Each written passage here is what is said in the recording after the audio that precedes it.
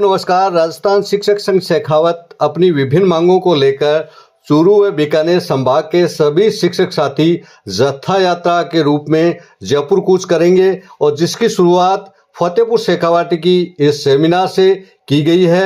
उससे बाद हमारा डिपार्टमेंट सार्वजनिक शिक्षा उसको जिंदा रख रहे हैं। बाकी ये इस मुगावते में नहीं रहे, ये ऐसे ही चलता रहेगा। साथियों, बहुत बुरे दिन आने वाले हैं, इसलिए आगाह होने की जरूरत है। हमारे प्रांतीय कार्यकारिणी के साथियों ने जो एक आंदोलन की रूपरेखा तैयार की है, मैं आपसे निवेदन करूंगा कि उसमें हम सब बढ़ चढ़ के भाग लें और अपनी हिस्सेदारी निभाएं। जय हिंद, जय शंकर। मंच पर उपस्थित अग्रणी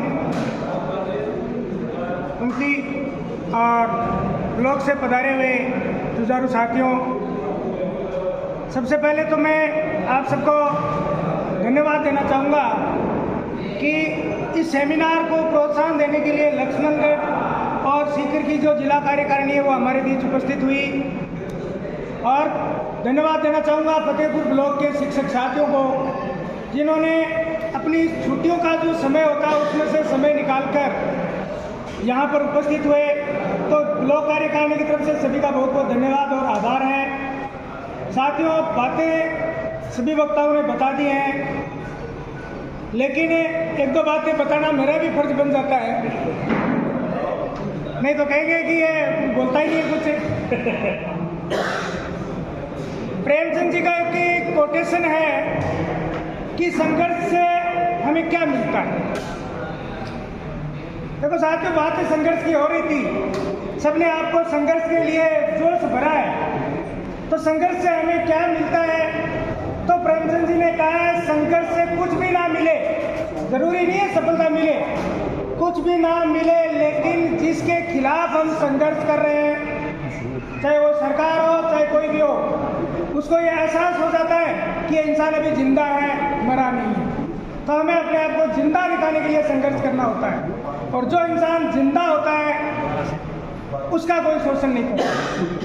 जो इंसान अपने जमीर से, अपने जोश से, जुनून से मर जाता है, उसी का लोग शोषण करते हैं। तो हमें अपने आप को जिंदा दिखाना है।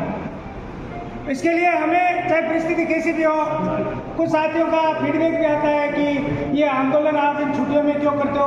पिछले साल बीकानेर में भी छुट्टियों में हुआ था कि बहुत गर्मियाँ होती हैं। साथियों, छुट्टियाँ हमें मिली हैं, बाकी कर्मचारियों को छुट्टियाँ भी नहीं मिली, वो तो ड्यूटी पे ही हैं। तो हम भी ये मान लेते हैं 5 दिन की और ड्यूटी सही। हाँ, दिक्कत है जब हम अपने लिए 5 दिन और लगा सकते हैं, सरकार के लिए इतने दिन स्कूल जा रहे थे।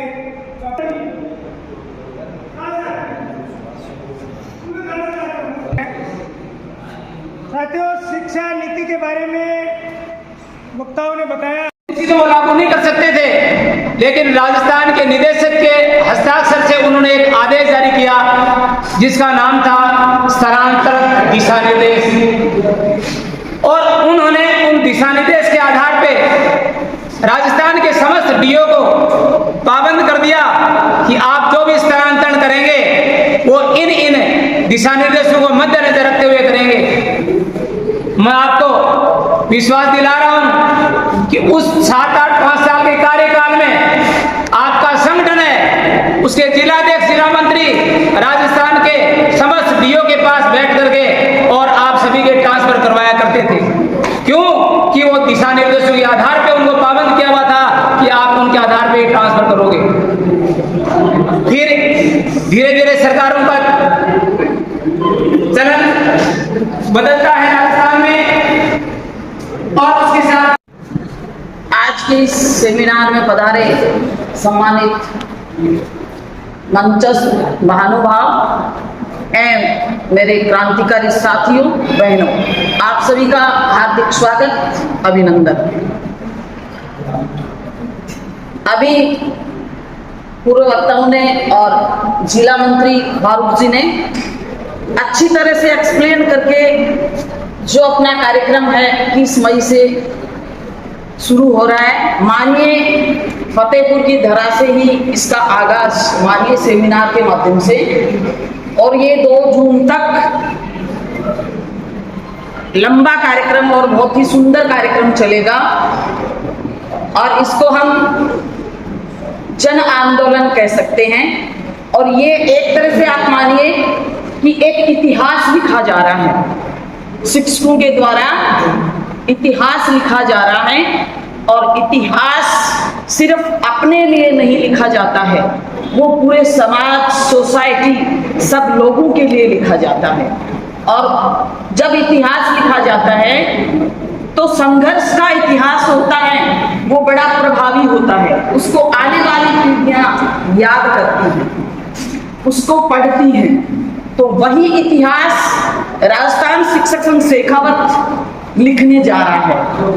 प्रदेश कार्यकारिणी के आह्वान से 21 मई से जो ये वाहन जत्था रैली सेमिनारों के माध्यम से हर ब्लॉक में चलेगी। टाइम टेबल शेड्यूल आप सभी को विदित है कि किस ब्लॉक में किस तारीख को किस समय से सेमिनार शुरू होंगी। वर्चुअल मीटिंग और सिक्कर के अपने भवन में हुई तीनों संभाग के जिलों की मीटिंग में और जिला कार्यकारिणी की वर्चुअल मीटिंग में ये तय हुआ कि प्रतिदिन 2 ब्लॉक की मीटिंग होगी, जिसमें प्रत्येक शिक्षक को जागरूक किया जाएगा अपने शिक्षा के लिए, जो हमारे हक और हकूक की लड़ाई के लिए हम कैसे जागरूक हों, कैसे सरकार से संघर्ष करें। साथियों, अपने जीवन में मौके बार बार नहीं आते हैं। हमारे संगठन के अग्रिम पंक्ति के नेताओं ने तय किया और एक महान कार्य को अंजाम देने के लिए अपने बीच में उन्होंने ये मुहिम चलाने के लिए अग्रिम पंक्ति के नेताओं को जिम्मेदारी दी है कि प्रत्येक शिक्षक के पास अपने संगठन की रीति नीति की